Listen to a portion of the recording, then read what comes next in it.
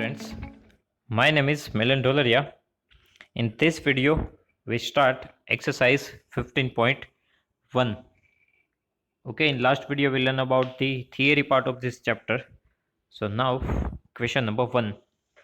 Complete this statement. Here fill in the blanks are given here. So first is probability of event E plus probability of event not E. Not E, that means E dash. Okay, so here probability of event E plus probability of P not E, otherwise E dash. We already learned these things in theory part. It is 1, right? Because every event have two possibility. Either it will happen, otherwise it will not happen. So sum of all the probability is equals to 1. So here our answer is 1. Okay. Second one, the probability of an event that cannot happen is the probability of an event that cannot happen is 0 because it is impossible event, right? Event cannot be happen, that is impossible event, and for impossible event probability is 0, and such an event is called impossible event. Okay, the probability of an event that cannot happen is 0. Such an event is called impossible event. Okay, we already learned these things in theory part. Probability of an event that cannot happen is 0, and such that event is called impossible event. Then number 3, the probability of an event that is certain to happen. Certain to happen, it is 1. The probability of certain event is 1. Such an event is called certain or sure event. Okay, so here answer is certain or sure event. Okay, the probability of an event that is certain to happen, it is 1, and such an event is called certain or sure event. Okay, then number 4, the sum of the probabilities of all the elementary event of an experiment is 1. We already learned these things in theory part. The sum of probability of all the elementary events of an experiment is equals to 1. And fifth number, the probability of an event is greater than or equal to 0 and less than or equal to 1, because probability always lies between 0 and 1, right? So the probability of an event is greater than or equal to 0 and less than or equal to 1. Okay, after that, question number 2. Which of the following experiments have equally likely outcomes? Explain. Which of the following experiment have equally likely outcomes? Explain. First one is a driver attempt to start a car. The car starts or does not start. Okay, we already discussed this example in our theory part. That means to start a car, it is totally depend on the condition of car. If car is new, then definitely in first attempt there is a more chance that in first attempt car will start. But if it is old car, then there is less possibility of start the car. So here other factor that we have it is the condition of car. Okay, so condition of car affect the result of the event, so that's why this is not equally likely uh, event. Okay, in the experiment a driver attempt to start a car. The car starts or does not start. We are not justified to assume that each outcome is as likely to occur as the other. Thus the experiment has no equally likely outcomes. Okay, because other factor affect the result of the event, that's why this is not equally likely outcomes. Second, a player attempt to shoot a basketball. She or he shoot or miss the shot. If a person is a good basketball player, then definitely he shoot the shot. Okay, but if he does not know that how to play the basketball, so definitely there is less chance that a person should, so there is a more chance a person miss the shot. Okay, if a person is good basketball player, then definitely he shoots the shot, but if he is not good in basketball, then there is more chance to miss the shot. So it is depend on the skill of a player. Okay, so skill of player matter here. So skill of player affect the result of the event. That's why this is not equally likely outcomes.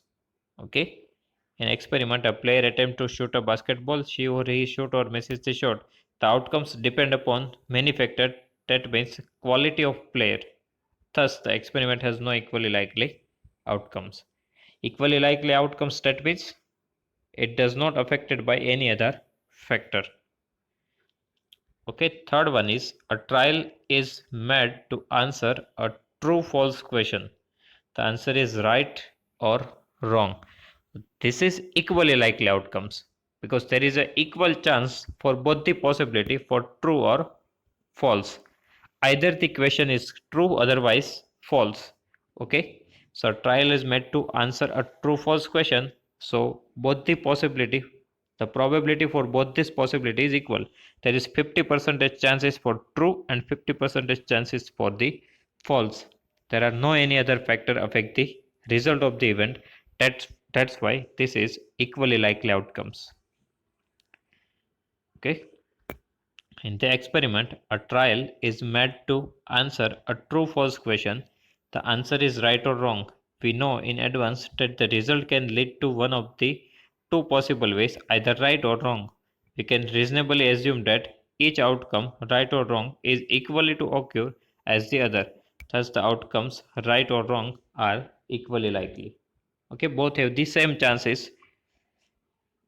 That's why this is equally likely outcomes. A baby is born, it is boy or girl.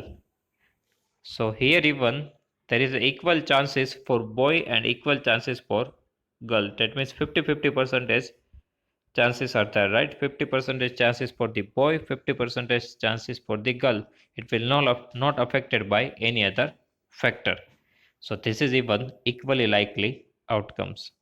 Okay, here definitely a baby is either boy, otherwise girl. Only two possibility are there, right? Here only two possibility are there. A baby either boy, otherwise girl. So there are, so here we have equal chances for both this possibility. That's why this is equally likely outcomes. Okay, in the experiment, a baby is born.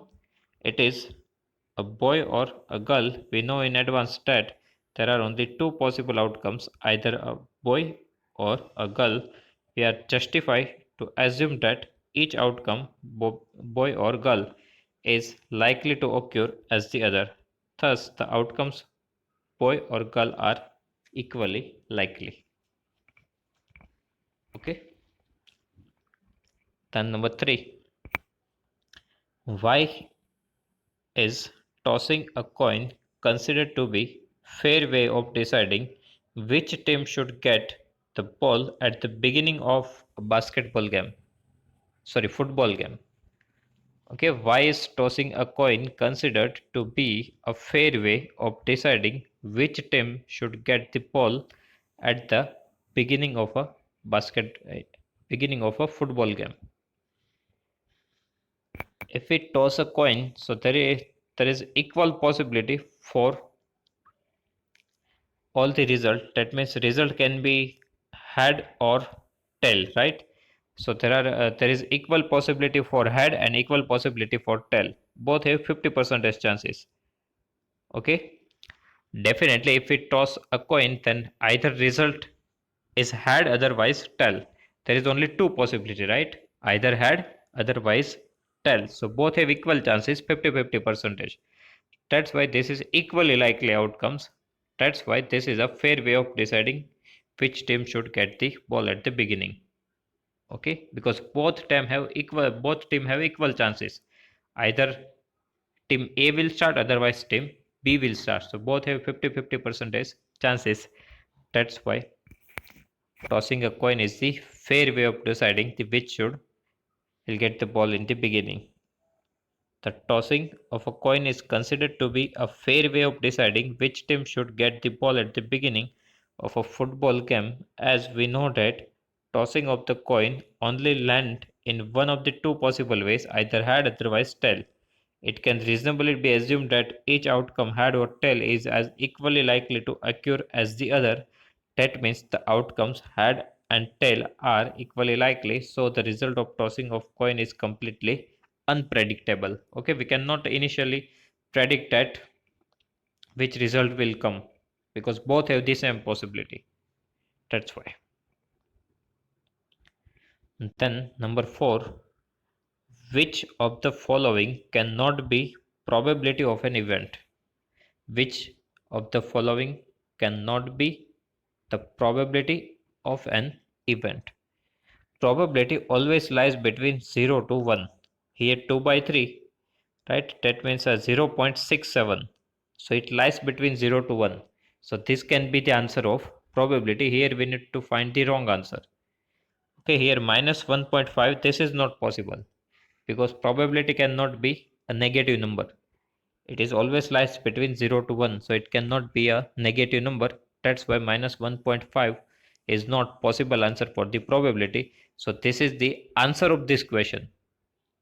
Okay, after that 15 percentage, here answer is given in percentage, so we need to divide with 100. If we divide 15 by 100, then we get 0.15. So 0.15, which is lies between 0 to 1, so this is possible answer. And 0.7, it is also lies between 0 to 1, so this is even possible. Okay, so these three answers are possible. This is not possible for the probability, and that we need to find here. Which answer is not possible? So this is the answer of this question. Okay. Then number 5, if P of E is equals to 0.05, then what is the probability of not E? So we already learned one formula for this. P of E plus P not E is equals to 1. Now put the value of P of E, so 0.05 plus P of not E is equals to 1. Now for finding out P of not E, transfer this 0.05 to the right hand side. So here P of not E is equals to 1 minus 0.05, so 0.95. This is the answer. Okay, we already know one formula, P of E plus P naught E is equals to 1. Now for finding out P naught E, transfer this P of E to the right hand side. So here P of naught E is equals to 1 minus P of E. Now put the value of P of E. So 1 minus 0.05, it is 0.95. Okay. Then question number 6. A bag contains lemon flavored candle only. Malini take out one candy without looking into the bag. What is the probability that she take out an orange flavor candy? Here it is mentioned here that in bag only lemon flavor candies are there. Okay, in bag only lemon flavor candies are there. So here we need to find the orange flavor candy, probability for orange flavor candy. Now orange flavor candy are not there in the bag. So definitely this is impossible event, right? Because all the candies are of lemon flavor. There is no any single candy we have that have orange flavor, right? So this is impossible event for us because in the bag of lemon flavor candy, how can we find out the orange flavor candy? So this is impossible event. That's why the probability of this event is 0. Okay.